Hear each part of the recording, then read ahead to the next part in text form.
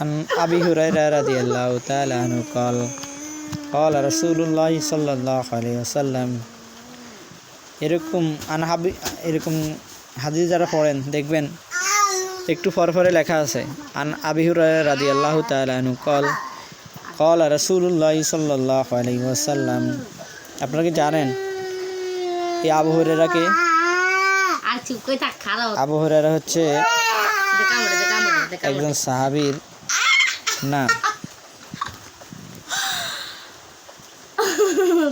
যে সাহাবী বিড়ালকে খুবই ভালোবাসতেন, এই জন্য আল্লাহ রাসূল সাল্লাল্লাহু আলাইহি ওয়াসাল্লাম তাকে আবু হুরায়রা অর্থাৎ বিড়ালের পিতা নামে তাকে সম্বোধন করেন।